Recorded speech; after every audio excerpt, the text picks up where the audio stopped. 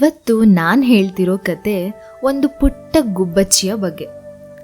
ಕೆಲವು ವರ್ಷಗಳ ಹಿಂದೆ ಒಂದು ಊರಲ್ಲಿ ಒಂದು ದೊಡ್ಡ ಆಲದ ಮರ ಇತ್ತು.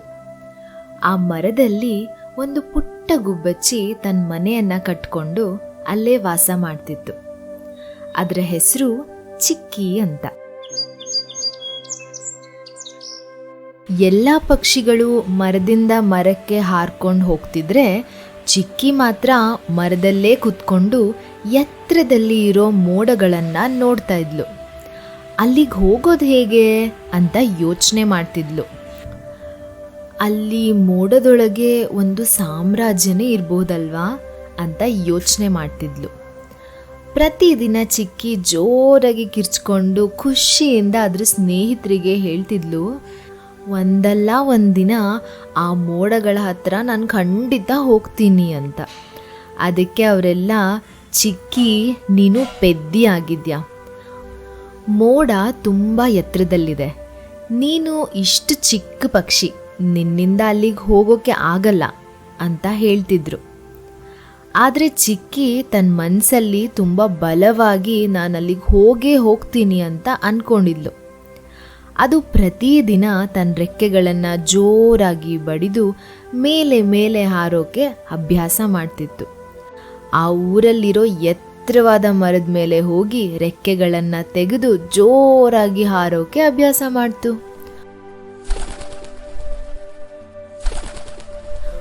ಒಂದಿನ ಬೆಳಗ್ಗೆ ಸೂರ್ಯ ಹುಟ್ಟೋ ಸಮಯ. ಸೂರ್ಯನ ಕಿರಣಗಳು ಊರಿನ ಮೇಲೆಲ್ಲ ಬಿದ್ದು ಎಲ್ಲ ಮನೆಗಳು ಚಿನ್ನದಂತೆ ಹೊಳಿತಾ ಇತ್ತು. ಚಿಕ್ಕಿ ಬಹಳ ಉತ್ಸಾಹದಿಂದ ಮರದ ಮೇಲೆ ನಿಂತು ಮೋಡಗಳ ಕಡೆಗೆ ಹಾರೋಕೆ ಶುರು ಮಾಡಿದ್ಲು. ಖುಷಿಗೆ ಚಿಕ್ಕಿ ಎದೆ ಬಡಿತ ಜೋರಾಯಿತು.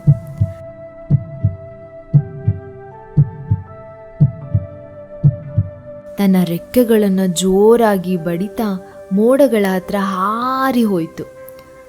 ಮೋಡಗಳು ಹತ್ತಿ ಥರ ಕಾಣಿಸ್ತಾ ಇತ್ತು.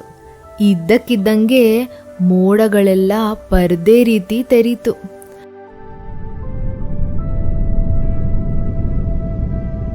ಅದ್ರ ಒಳಗೆ ಹೋಗಿ ನೋಡಿದಾಗ ಚಿಕ್ಕಿಗೆ ಒಂದು ಸಾಮ್ರಾಜ್ಯನೇ ಕಾಣಿಸ್ತು.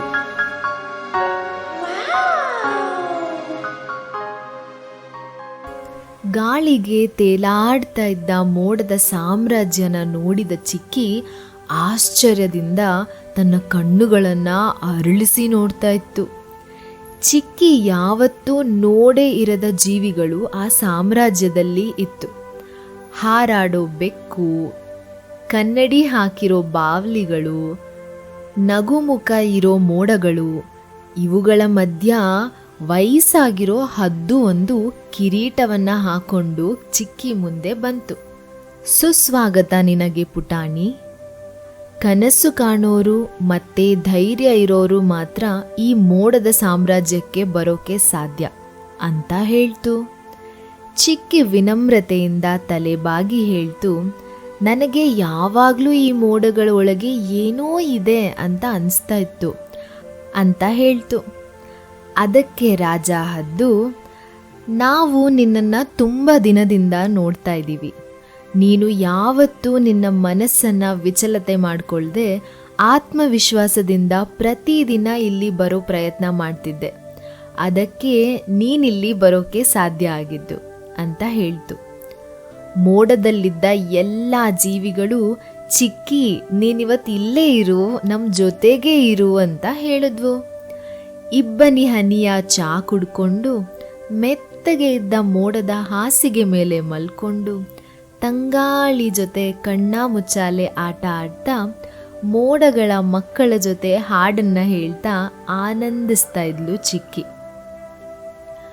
ಅಲ್ಲಿಂದ ವಾಪಸ್ಸು ಭೂಮಿಗೆ ಬರೋ ಮುಂಚೆ ರಾಜ ಹದ್ದು ಚಿಕ್ಕಿಗೆ ಒಂದು ಬೆಳ್ಳಿಯ ರೆಕ್ಕೆಯನ್ನ ಕೊಡ್ತು. ಯಾರಾದರೂ ನಿನ್ನ ನೋಡಿ ನೀನು ಹೇಳಿ ಅಂತ ಹೇಳಿದ್ರೆ ಅವರಿಗೆ ಇದನ್ನ ತೋರಿಸು, ಇದು ಧೈರ್ಯದ ಸಂಕೇತ ಅಂತ ಹೇಳ್ತು. ಸಂಜೆ ಆಗೋ ಅಷ್ಟರಲ್ಲಿ ಚಿಕ್ಕಿ ಮತ್ತೆ ಊರಿಗೆ ಹಿಂತಿರುಗ್ತಾ ಇದ್ಲು. ಕೆಳಗೆ ಇದ್ದ ಅವಳ ಸ್ನೇಹಿತರು ಅವಳನ್ನ ನೋಡ್ತಾರೆ. ಸೂರ್ಯನ ಕಿರಣಗಳಿಗೆ ಅವಳ ಬೆಳ್ಳಿ ರೆಕ್ಕೆ ಪಳಪಳ ಅಂತ ಹೊಳಿತಿರುತ್ತೆ.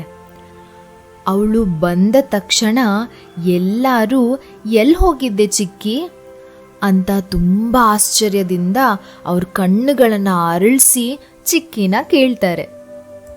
ಅದಕ್ಕೆ ಚಿಕ್ಕಿ, ನಾನು ನನ್ನ ಕನಸಿನ ಜಾಗ ಮೋಡಗಳ ಸಾಮ್ರಾಜ್ಯಕ್ಕೆ ಹೋಗಿದ್ದೆ ಅಂತ ಹೇಳ್ತಾಳೆ.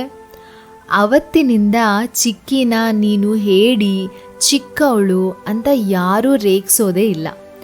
ಬದಲಾಗಿ ಎಲ್ಲರೂ ಚಿಕ್ಕಿ ಹತ್ರ ಬಂದು ಹೇಗೆ ಹಾರೋದು, ಹೇಗೆ ಹಾರಿ ಮೋಡಗಳ ಸಾಮ್ರಾಜ್ಯಕ್ಕೆ ಹೋಗೋದು ಅಂತ ಕೇಳ್ತಾ ಇದ್ರು. ಪ್ರತಿ ಸಂಜೆ ಚಿಕ್ಕಿ ಮೋಡಗಳನ್ನು ನೋಡಿ ಮುಗುಳ್ನಗ್ತಾ ಇರ್ತಾಳೆ. ಈ ಕಥೆಯಿಂದ ನಾವು ಕಲಿಯೋದು ಏನು ಅಂದರೆ, ನಾವು ನಂಬಿದರೆ ಮತ್ತು ಯಾವತ್ತೂ ಧೈರ್ಯಗೆಡದೆ ಇದ್ದರೆ, ನಮ್ಮ ಶ್ರಮವನ್ನು ಯಾವಾಗಲೂ ಹಾಕ್ತಾ ಇದ್ದರೆ, ನಮ್ಮಲ್ಲಿ ಚಿಕ್ಕವರು ಸಹ ಅತ್ಯುನ್ನತವಾದ ಕನಸುಗಳನ್ನು ಸಾಕಾರ ಮಾಡ್ಕೋಬೋದು. ನಿಮ್ಮೆಲ್ಲರಿಗೂ ಈ ಕತೆ ಇಷ್ಟ ಆಗಿದೆ ಅಂತ ಭಾವಿಸ್ತೀನಿ. ನಿಮ್ಮ ಅಭಿಪ್ರಾಯಗಳನ್ನು ಕಮೆಂಟ್ ಬಾಕ್ಸಲ್ಲಿ ನಮಗೆ ತಿಳಿಸಿ. ಹಾಗೆಯೇ ಇದೇ ರೀತಿ ಬೇರೆ ಕತೆಗಳನ್ನು ಕೇಳೋದಕ್ಕೆ ನಮ್ಮ ಚಾನೆಲ್ನ ಸಬ್ಸ್ಕ್ರೈಬ್ ಮಾಡ್ಕೊಳ್ಳಿ. Thank you.